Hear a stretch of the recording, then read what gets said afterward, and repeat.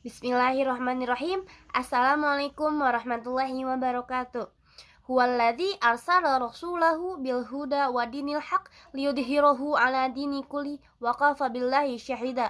Asyhadu an la ilaha illallah wa asyhadu anna Muhammadar Rasulullah.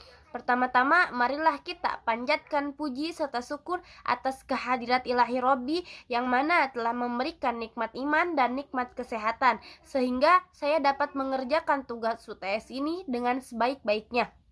Nah, perkenalkan, nama saya Nisa Nurul Qoimah dari Prodi Manajemen Informatika.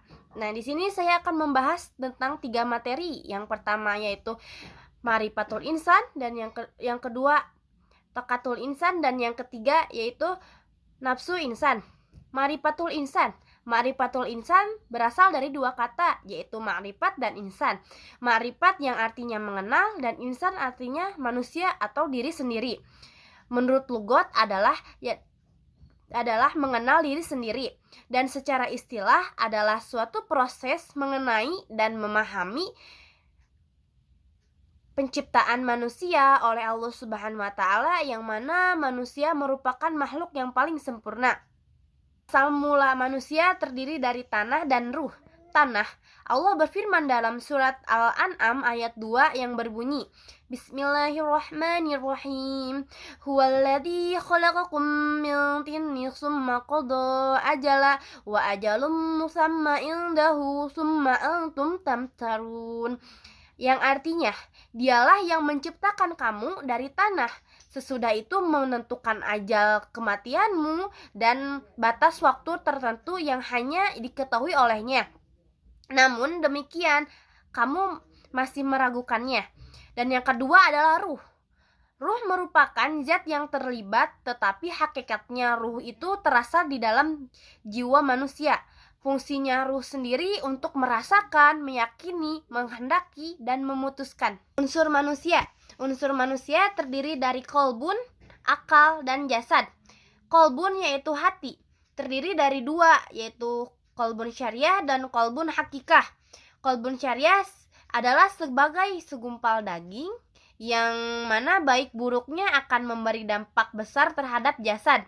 Dan kolbun hakikah adalah organ yang bersifat sir ataupun gaib. Yang kedua yaitu akal. Akal menurut pandangan Islam adalah alat untuk berpikir dan memahami ayat-ayat Allah, baik yang qauliyah maupun kauniyah. Allah berfirman dalam surat Al-Isra ayat 36 yang berbunyi, Bismillahirrahmanirrahim. Wala taqfu ma laysa laka bihi ilm. Inna sam'a wal absara wal fu'ada kulla ulaika kana anhu mas'ula. Yang artinya, dan janganlah kamu mengikuti sesuatu yang tidak kamu ketahui, karena pendengaran, penglihatan, dan hati nurani, semua itu akan diminta pertanggungjawabannya. Yang ketiga yaitu jasad. Jasad sangat mudah dikenali karena ia dapat kita lihat dan diraba. Amanah manusia. Nah, dalam amanah manusia ini Allah berfirman dalam surat Az-Zariyat ayat 56 yang berbunyi, Bismillahirrahmanirrahim. Wa ma khalaqtu jinna wal insa illa liya'budun. Yang artinya, aku tidak menciptakan jin dan manusia melainkan agar ibadah kepadaku.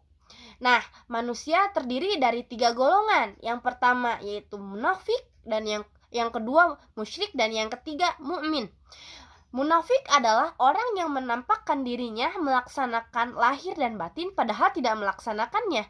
Yang kedua, musyrik, orang yang tidak melaksanakan sama sekali baik lahir maupun batin. Yang ketiga yaitu orang mukmin, orang yang melaksanakan lahir dan batin. Amanah khalifah. Allah berfirman dalam surat Al-Baqarah ayat 30 yang berbunyi, Bismillahirrahmanirrahim.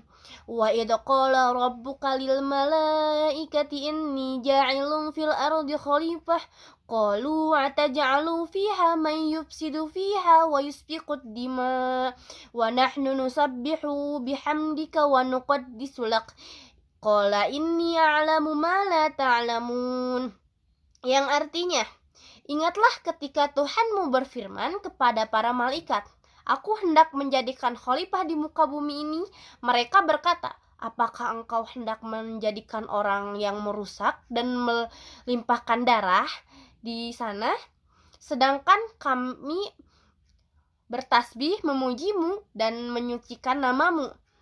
Dia berfirman, "Sesungguhnya aku mengetahui apa yang tidak kamu ketahui." Takatul insan. Takatul insan berasal dari kata takatul dan insan.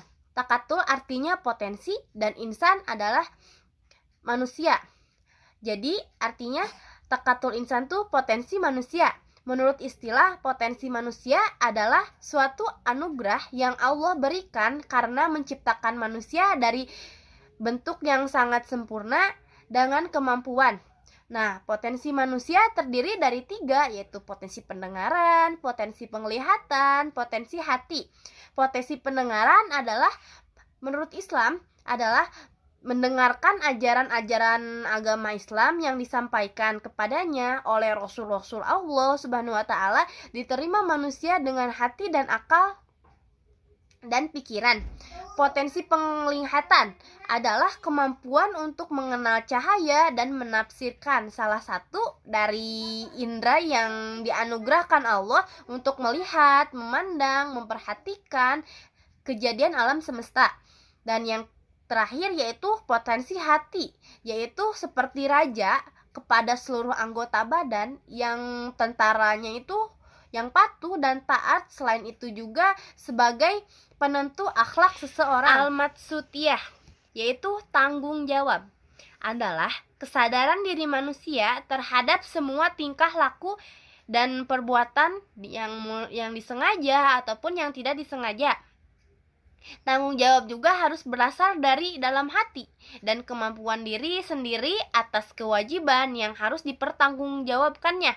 Nah, menurut pandangan Islam tuh orang yang diberi kekuasaan hendaknya harus seperti ini gitu. Yang pertama, melaksanakan sholat. Yang kedua, menunaikan zakat. Yang ketiga, menyuruh manusia berbuat baik dan menjauhi kemungkaran. Yang keempat, manusia tidak boleh menentang peraturan yang telah ditetapkan oleh Allah Subhanahu wa Ta'ala. Al-amanah. Al-amanah yaitu sikap amanah, merupakan suatu yang dipercayakan untuk dijaga, dilindungi, dilaksanakan. Nah, kayak gitu.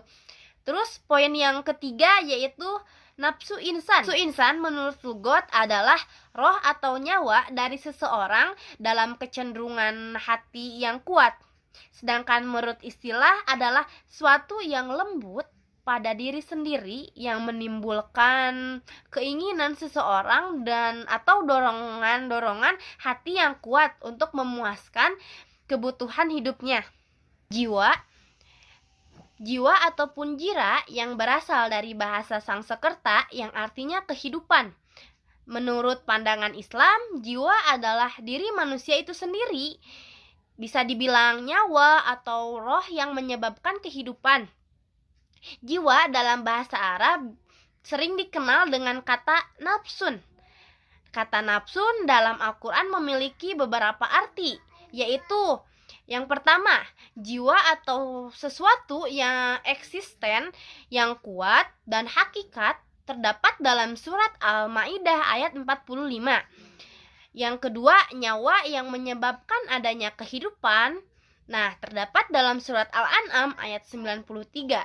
Yang ketiga, suatu sikap pada manusia yang memiliki kecenderungan kepada kebaikan dan juga kejahatan. Terdapat dalam surat Al-Maidah ayat 30. Yang keempat, yaitu sifat pada diri manusia yang berupa perasaan dan indera yang ditinggalkan ketika ia tidur, terdapat dalam surat Az-Zumar ayat 42. Nafsu manusia terbagi menjadi 3 tingkatan, yaitu yang pertama, nafsul mutmainnah, adalah jiwa yang mendapatkan ketenangan. Allah berfirman dalam surat Al-Fajr ayat 27-30 yang berbunyi, Bismillahirrahmanirrahim. Ya ayyatuhal mutma'innah irji'i ila radiyatan maradiyah fadkhuli fi ibad wadkhuli jannah. Yang artinya, wahai jiwa yang tenang, kembalilah kepada Tuhanmu dengan hati yang ridho dan ridhonya, maka masuklah ke dalam golongan hamba-hambaku dan masuklah ke dalam surgaku. Nafsu yang kedua yaitu nafsu ar-ruh, yaitu jenis jiwa seperti ini kecenderungannya masih terpengaruhi oleh ar-royu. Ar-royu itu rasio, sedangkan ar-royu seringkali pinjakannya adalah zan atau sangkaan. Inilah yang membuat jiwa dalam keadaan ragu memilih seperti iman atau kafir gitu, taat atau maksiat, baik atau buruk. Dalam surat Al-Qiyamah ayat 3 yang berbunyi Bismillahirrahmanirrahim. Wala uqsimu bin nafsil lawwamah. Yang ketiga yaitu nafsu ar-ruh. Jenis jiwa seperti ini kecenderungannya adalah kepada syahwat semata. Firman Allah dalam surat Yusuf ayat 53 yang berbunyi Bismillahirrahmanirrahim. Wa ma ubarri'u nafsi inna nafsa la'amratum bisu'i illa ma rahima rabbi inna rabbi ghafurur rahim. Yang artinya, dan aku tidak menyatakan diriku bebas dari kesalahan, karena sesungguhnya nafsu itu selalu mendorong kepada kejahatan, kecuali nafsu yang diberi rahmat oleh Tuhanku. Sesungguhnya Tuhanku Maha Pengampun dan Maha Penyayang. Sekian yang bisa saya sampaikan. Kesalahan datangnya dari diri saya sendiri dan kebenaran datangnya dari Allah Subhanahu wa taala. Wabillahi taufiq wal hidayah. Wassalamualaikum warahmatullahi wabarakatuh.